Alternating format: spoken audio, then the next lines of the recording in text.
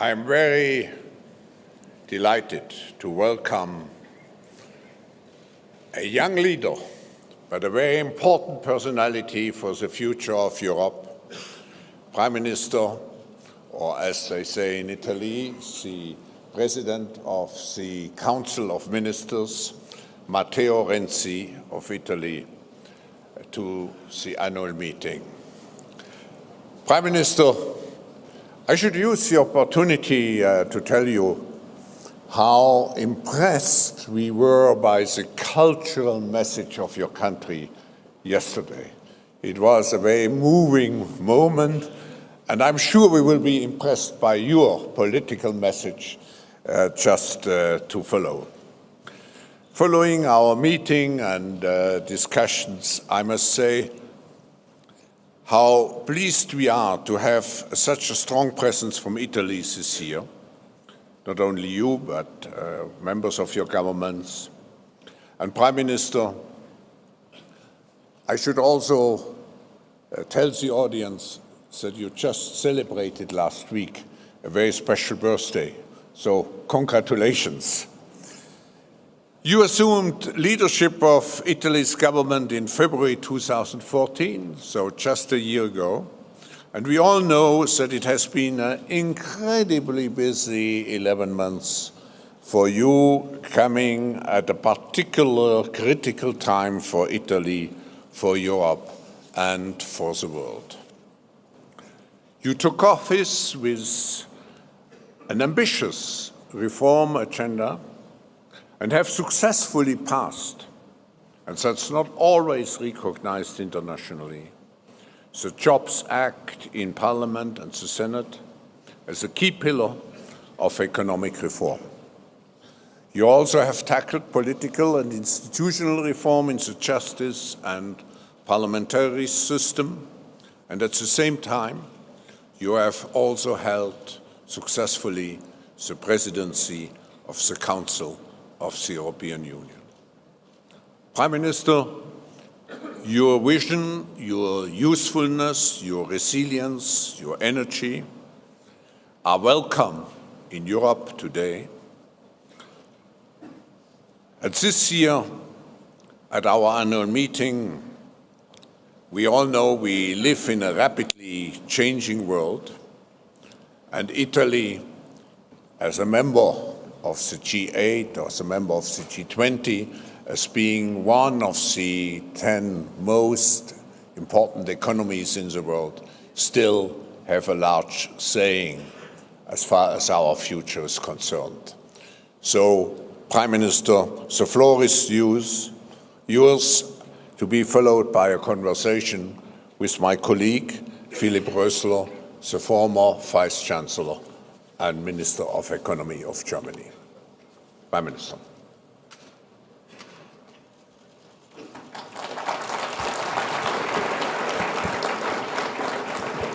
Thank you so much, Mr. President, ladies and gentlemen. So after the birthday, I'm out of young global leader of Davos. I finished because over 40 is finished this time. But I'm really glad to be here. Really appreciated your invitation. Also, if not very easy, speaking about the future of my country. Because you know, and you listened yesterday, while Andrea Bocelli showed every quality of the lyrics, music of our tradition, how many important is the past in our country, an incredible country. Rich of culture, masterpieces. It's not very easy to discuss about the future, but it's absolutely an enthusiastic moment for our country. This is an incredible window of opportunity in Italy today. So I know there are a lot of risks. There are a lot of risks in Italy, in Europe, around the world. Not see the risks is stupid for a politician, But transform risks in opportunities is the quality of leadership. And every year, every season, every era presented a lot of risks. I was born in 1975. Italy is in the period with a great growth, but a lot of problems, for example, of the terrorism inside our countries. Europe was a place without democracy, without a strategy for European institutions. 1975 was exactly the moment in which, for the first time, it was decided the direct election of members of parliament in Europe. And if you think world was divided between Western and Eastern blocks. So every season, every era presents risks. And also today, we see a lot of problems, of difficulties. But I believe this as particular opportunity. And I think the role of politician must be that, seize the moment. I use an expression that comes from Roma, ancient Roma, carpe diem. This is exactly the moment in which we can choose the future after a lot of difficulties. So very, very briefly, I think this is a moment, first of all, in my country. Italy needs an incredible season of reforms, and the future is started. I'm not here to present a future of tomorrow. For my country, the time of future is today, not tomorrow. We started with the change of labor market, with the fiscal system, tax reforms, with the civil justice, with a solid and strong ability to innovation of the civil justice with the innovation technologies in the court. And I believe absolutely important the new approach in the public administration, because I believe our enemy is a tape of bureaucracy, and give time clears and the possibility to ensure the investment for Italian entrepreneurs and international capital is one of the most important things. But at the same time, we presented in the first year of government a constitutional reform with more than 40 articles, 1/3 of Italian constitution we changed, because we think constitution is very important, it's very beautiful, but we need a constitution for the future, not only for the past. And a new electoral system to give finally, also in Italy, the possibility to choose the leader for 5 years. My government have in front 3 years of government. I think we must absolutely create the condition, because will be clear the winner as the leader of the country for a period, a stable period, and not with a change, continuous change of government. But in this job, we are very, very, very happy, because we have a lot of Italian people who believe the place of Italy is not simply a museum. If I think about the future of my country for my children, I don't imagine to describe Italy as a museum. I appreciate museum, quality, culture, and lifestyle. But I prefer image my country as innovation lab for my children. And for that, we need a different idea of Europe. This is the second big point. A different idea of Europe for Italy come after structural reforms. Because if we wait by European friends and colleagues, the ability to solve our problem, we are finished. We must make our reforms because this is important in our country. But we must also say very clearly, European direction is not, in economic, the correct direction. I participated as my colleagues to Brisbane summit of G20 in the last November. Every continent, every country spoke about the necessity to invest in a growth. Every country, Europe apart, Eurozone apart. Eurozone spoke only about austerity. So I think it's absolutely important to maintain attention to budgets, reduce the taxation, invest in a different idea of relation between citizen and the leadership. But I think also this is the time in which European direction stress with more attention the importance of growth and public and private investments, not only a discipline of austerity.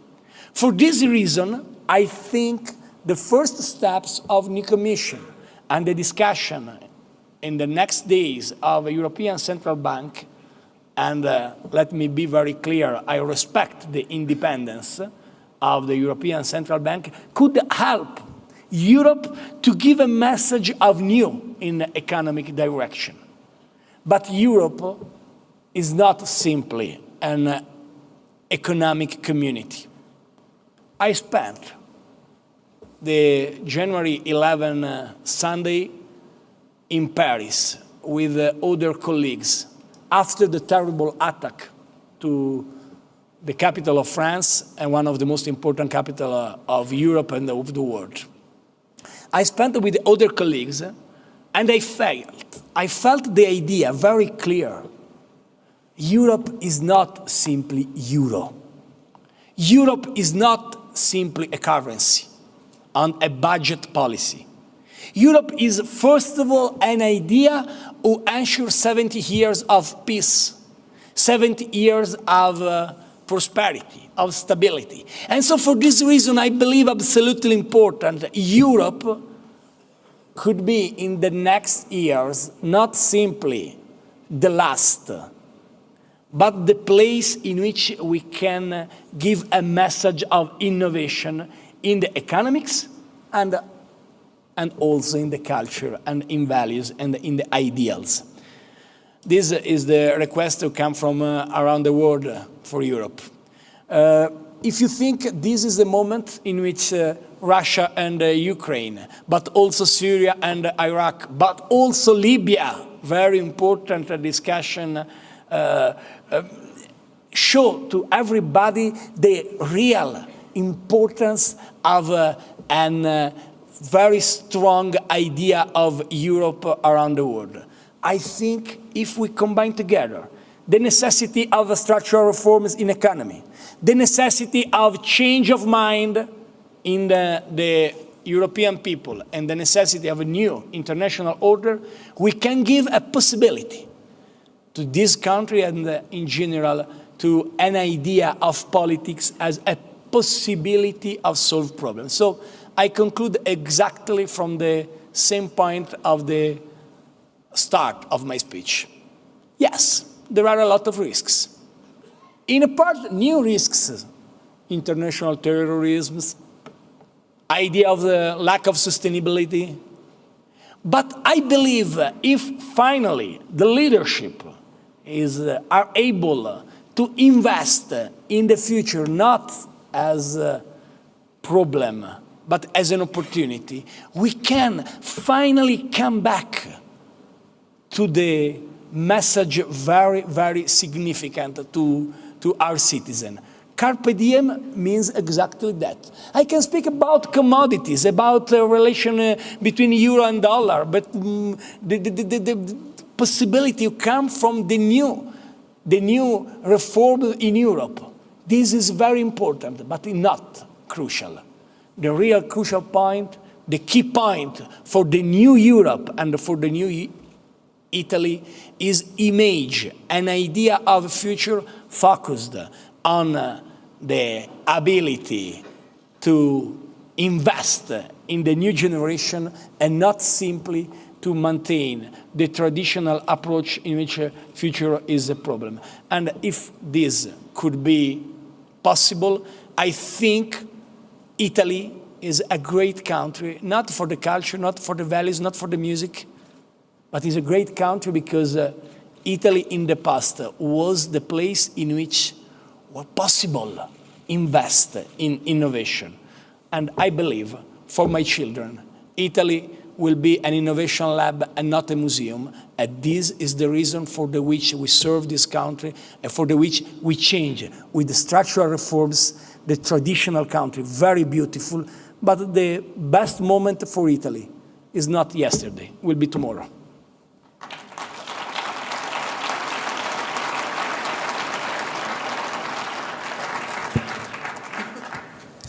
So, ladies and gentlemen, Prime Minister, thank you very much for this impressive speech, first. Second, you mentioned a lot of reforms, and you achieved a lot in nearly 1 year. Some would say you achieved more than all your predecessors in the entire mandate. For example, reforms such as the reform on the labor market. And now, please, Prime Minister, let us ask, what is your next reform high on your priority list to improve Italians' competitiveness? I have a long list. Labor market, yes. Realized fiscal system, public administration. I prefer school and education and the university reform, constitutional reform, electoral reform. But let me be very clear. I think the most important structural reform for Italy will be credibility. Because we lost a lot of opportunities in the past for lack of credibility. We lost a lot of opportunities because the government changed, because we didn't respect in the past every deal. So this is the time in which very important labor market, very important justice, very important public administration, very important education, but the first structural reform for us will be the credibility, and the credibility for Italy is the key point for the future. Great, particularly because, you know, the headline is New Global Context, but the meta message of this annual meeting is how to deal with the decline of trust. So it's excellent to hear something about this. And you have been successful on your national level with your national reforms. But at the same time, last year was the semester of the Italian presidency of the EU. And you have been successful as well, given the new interpretation of the Growth and Stability Pact. And traditionally, the annual meeting is a place to strengthen our hope into Europe, you started in your speech, and particularly into the Eurozone, given all the anti-discussions like Greece, incoming elections, like the exchange rates of the currency, given here in Switzerland. So my question is, how can you foster our trust into Europe and the Eurozone? I'm not very happy for the results of presidency of Italy. I'm not very diplomatic, and so I think the results are 50% good and 50% bad. Why? Because we convinced the other colleagues to invest in innovation and in growth. The Pact of Stability in the bureaucratic expression of Europe is not Pact of Stability, it's Pact of Stability and Growth. But in the past, they cut growth and they cut the G of growth. So we come back to the importance of growth with the investment plan of Jean-Claude Juncker. We come back to a new role, I believe, for the European Central Bank. We try to combine together the necessity of good result for the budget with the attention to investment and growth. But I believe Europe in this moment must change the red tape of bureaucracy. If Europe is only bureaucracy, Europe is finished. So I think the Gasperi, Adenauer, or Mitterrand call didn't build Europe to become a place of bureaucratic discussions, but for an ideals and for economic interest. Now I think 12 months in front of us will be crucial, because if we give an hope with the European Central Bank, if we finally concrete the process of investment of Jean-Claude Juncker, and if we reduce the spread, the real spread in this moment is not between Bund and Titoli di Stato. In this moment, spread is the dreams of the citizens and from the expectation of the citizen, above all young citizens, and the concrete results of European leaders. If we reduce this spread with a different approach in bureaucracy in Europe, I think we will win. For the moment, I think is 50%, 50-50 as a result of Italian presidency. Okay, so thank you very much. So after discussing the Italian reforms, the issues on the European level, allow me a more personal question as a last question. So the annual meeting is always about leadership. And here in the audience, in the respected audience, we have a lot of leader, business leader, political leader, leader of the civil society. And they are here today to discuss the new global context and all the challenges we are facing, the crisis and the economic challenges. So I would like to ask you, as a leader of an important country like Italy, an important region like Europe, would you share one of your leadership moments you have had in the past in your new role as a Prime Minister of Italy, so that we can learn something for all the issues, all the challenges we try to address with this annual meeting? It's not easy to give a brief answer. I think that this is a moment in which really we can build a piece of new international order. Really in every part of the world. And I know it's not easy. If I think about Libya, I know the new international order is not very clear, because 3 years ago, NATO decided to strikes in Libya, and now the situation, and it was good to remove a danger and a dangerous leader. But now, if I think about Libya, I know this is the place from which we can receive a global attack, because a lot of instability in Libya could be a problem for every country in Europe, just one example. So I know there are a lot of problems, but I believe in face the new challenges, I think politics come back. This is very important. For a lot of years, maybe somebody also here think, oh, the future is economy.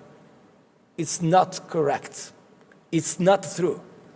Economy is very important.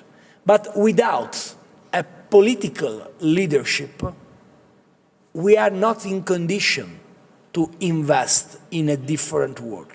So my personal point of view is that after a lot of events, also the last event in Paris, there are the ability to understand, finally, politicians and politics come back to play a key role. Obviously, this means we must absolutely change laws and change difficult situation, but also give a vision. And exactly this is the strategy today. My country is famous around the world for the division. In every city, not only in the soccer stadium, but in the discussion, in the public debate. Italy is famous as a country of divisions. I hope Italy could come back offer a vision, not only a division, a vision focused on the new Renaissance. I was the former mayor of Florence. Renaissance was decisive for economy, for culture, for ideals, when decided to invest in the quality of values and in the quality of a human being.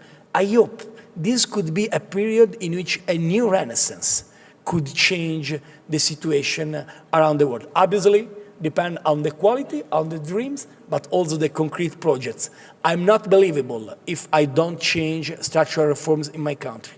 We started, now is the time in which we must implement these reforms, but combined together, concrete and the dreams is the only way today in the difficult times, but also in the exciting times. So thank you very much, Prime Minister, and we are just in time. First, thank you very much. For Italy, it's not normal. So that's a question of credibility. So I think we delivered at this moment. And second, so I wish you all the luck for your people in Italy, for the people in Europe, and for the people on a global level. Thank you very much. You are the new face of Italy. You are the leader, and hope you see you soon, maybe here on the stage at our next annual meeting. Thank you very much. Good deal. Thank you.